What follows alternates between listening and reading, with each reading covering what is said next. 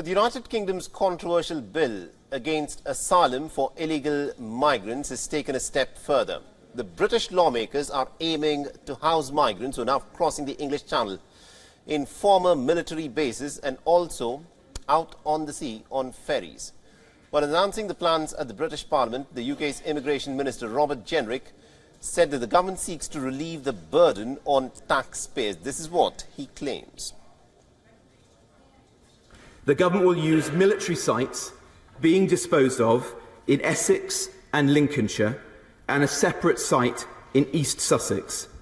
These will be scaled up over the coming months and will collectively provide accommodation to several thousand asylum seekers through repurposed barrack blocks and porter cabins.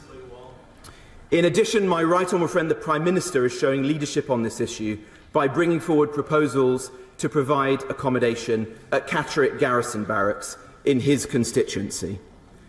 And we're continuing to explore the possibility of accommodating migrants in vessels, as they are in Scotland and in the Netherlands.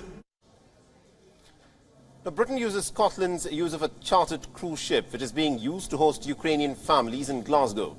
The move, of course, has drawn some pretty strong criticism.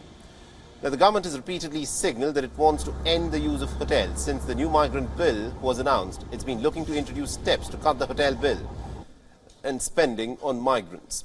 The British government is spending nearly about $7.3 million a day on hotel accommodation, and some reports even in fact suggest that the United Kingdom is considering the use of former military camps as an alternative housing option.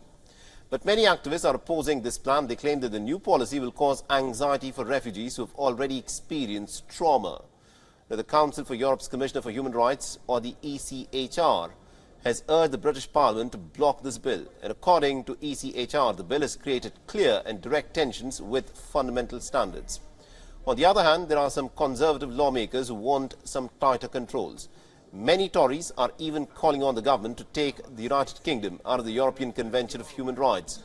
And according to reports, one amendment proposed by the senior Tory backbenchers will block judges from granting injunctions to stop the process of these deportations, which the British government is insisting upon.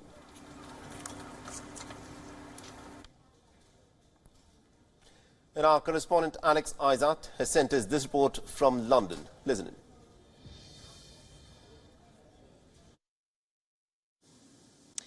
Well, at the moment, they are fighting against a lot of the people within those towns that you've mentioned there, where the military bases are. There's a lot of backlash about putting those that are coming over on small boats into these garrisons. Obviously, there has been a lot of money put into hotels and keeping those that have come up from abroad, and that's also taking a lot of backlash from the UK public. And people are in these hotels for months and months at a time, costing the taxpayer millions of pounds.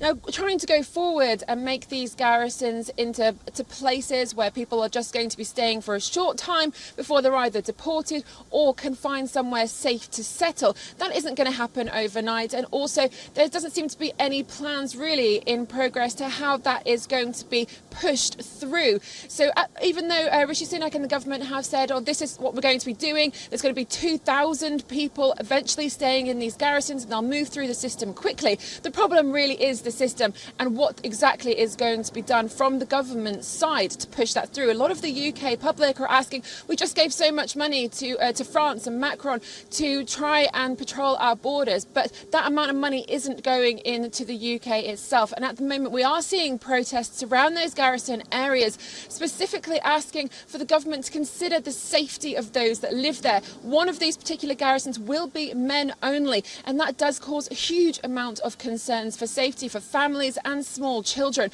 and that really does need to be considered before anything is pushed through. The bill is still going through the House of Lords at the moment, and it doesn't look like that's going to be in law at least for a couple more months. It is being fast-tracked more than we usually see a bill, but it is all about the safety of the United Kingdom people. They do want to make sure that those seeking refuge that actually come from war-torn countries are getting the help they need, but unfortunately they are seeing constantly people from other countries in the EU, they're just coming over to get the benefits from the United Kingdom, and that really isn't going down well with the people, and that is what the Conservative Party really do need to focus on.